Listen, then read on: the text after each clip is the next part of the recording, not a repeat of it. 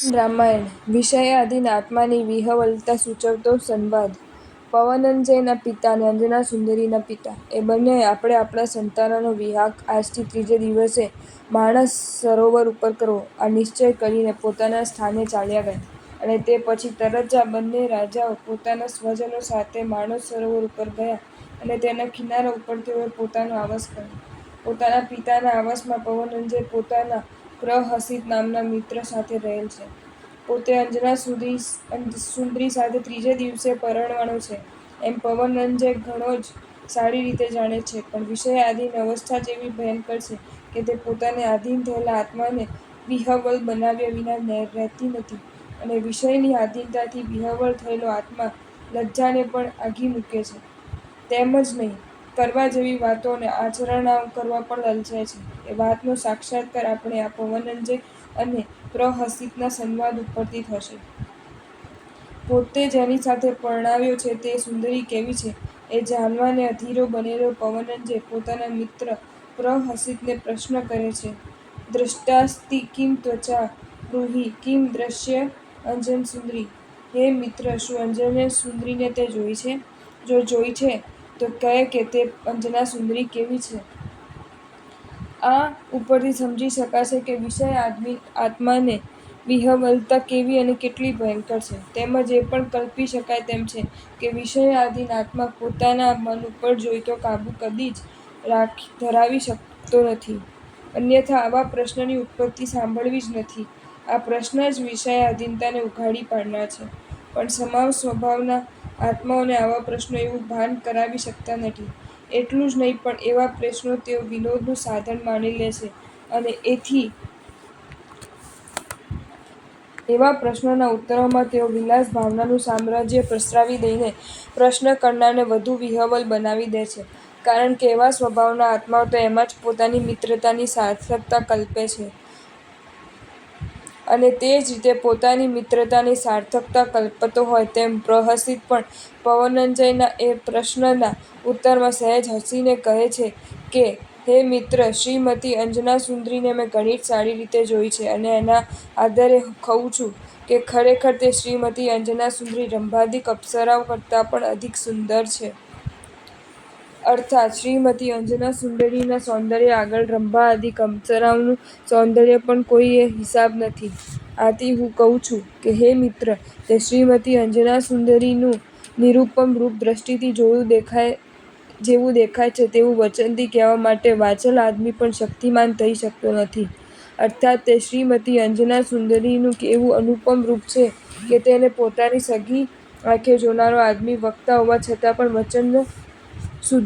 વચન દ્વારા કહી શકતો નથી. આ રીતના ઉત્તરની પવનંજયની વિહવલતા વધે એમાં કાંઈ પણ આશ્ચર્ય છે નહીં જ. કારણ કે એક તો પવનંજયના અંતરમાં શ્રીમતી અંજના સુંદરીને જોવાની કામના જાગી જ હતી, અને એમાં પ્રહસિતના મુખથી તેણીનું રૂપ એવું અનુપમ છે કે રંભાદિક અપ્સરાઓના રૂપને પણ ટપી જાય. આ પ્રમાણે સાંભળવામાં આવ્યું. આ સ્થિતિમાં તે કામનાનો વેગ વધી જાય એ કાંઈ અસંભવ પણ નથી. આ કામનાના તીવ્ર આવેગને આધીન થયેલો પવનંજય પોતાના મિત્ર પ્રહસિતને ઉદ્દેશીને એક દીન આદમીની જેમ કહે છે કે હે મિત્ર, હજુ વિવાહના દિવસો તો દૂર છે, અને મારે તો તે શ્રીમતીને આજે ને આજે જ જોવાની ઈચ્છા છે. તો હે મિત્ર, તું કહે કે તે સુંદરીને આજે જ મારી દ્રષ્ટિના વિષયમાં કેવી રીતે લાવી? અર્થાત આજે જ મારે તે સુંદરીને કઈ રીતે જોવી?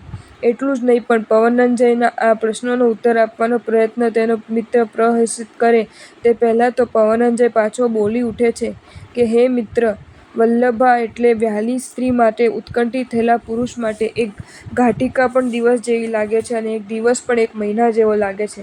તો પછી 3 દિવસોની વાત જ શી કરવી?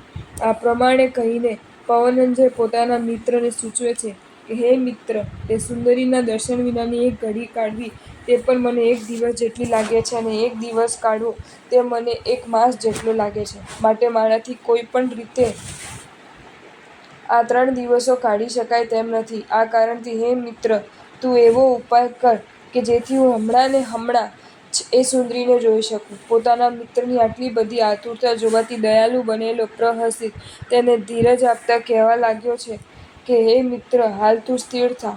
એકદમ ઉતાવળ ન કર, કારણ કે આવી રીતે તે સુંદરીને જોવા માટે આપણાથી દિવસે જઈ શકાય નહીં. તારી ઈચ્છા જ હશે તો જે 7 માળના પ્રાસાદમાં તે સુંદરી રહેલ છે તે પ્રાસાદમાં રાત્રિના સમયે જઈને કોઈ પણ ન જાણી શકે તે રીતે તું તે સુંદરીને જોઈ શકીશ. માટે હમણાં ને હમણાં એ ઉતાવળ ન કર. વિષયાધીન અને વિલાસી જીવન જીવતા આત્માઓની દશા કેવા પ્રકારની હોય છે તે વાતનો ખ્યાલ આ બંને મિત્રોની વાત ઉપરથી સહેલાઈથી આવી શકે તેમ છે. ખરેખર તેવા આત્માઓમાં એવી પામરતા આવી જાય છે કે જેનું વાસ્તવિક વર્ણન પણ ન થઈ શકે, અને એ પામરતાના યોગે તેઓ અકરણીય કાર્યની આચરણા કરવામાં પણ પાછું વાળું જોતા નથી. એ જ ન્યાયે પવનંજય પોતાના મિત્ર પ્રહસિતને સાથે રાત્રિના સમયે ઉડીને નીકળ્યો અને શ્રીમતી અંજના સુંદરીથી અધિષ્ઠિત થયેલા 7 માળના પ્રાસાદ ઉપર ગયો, અને ત્યાં મિત્રની સાથે તે પવનંજય નિશાચરની માફક મુક્ત રહીને સારી રીતે શ્રીમતી અંજના સુંદરીને જોવાનો આરંભ કર્યો.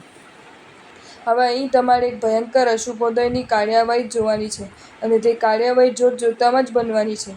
જે પવનંજય પોતાની ફરજ અને કુલવટ ભૂલીને પણ જો સુંદરીને જોવા આવ્યો હતો, તથા જે સુંદરીને જોઈને અનેક પ્રકારના સુખ સ્વપ્નો અનુભવી રહ્યો છે, તે જ પવનંજય જોતજોતામાં એક નહીં જેવા તુચ્છ પ્રસંગને વશ થઈને શ્રીમતી અંજના સુંદરીથી એકદમ વિમુખ થઈ જાય છે, અને પણ તે ત્યાં સુધી કે તે સુંદરીના પ્રાણ લેવા માટે તૈયાર થઈ જાય છે. ખરેખર કર્મની ગતિ વિચિત્ર છે. કર્મના ઉદય સમયે પ્રાય કોઈનું પણ ચાલતું નથી, અને એના યોગે ભલભલાની પણ બુદ્ધિ કેવા ચક્કરવા ખાય છે તે સઘળુંય આ શ્રીમતી અંજના સુંદરીના જીવન પ્રસંગમાં ઘણી જ સારી રીતે સમજી શકાય તેમ છે. જો તમને આ વિડીયો ગમ્યો હોય તો આ વિડીયોને લાઈક કરો અને શેર કરો, અને આવા જ નવા વિડીયો જોવા માટે જૈન ફેક્ટ્સ એન્ડ સ્ટોરીઝની ચેનલને સબસ્ક્રાઈબ કરો. ધન્યવાદ.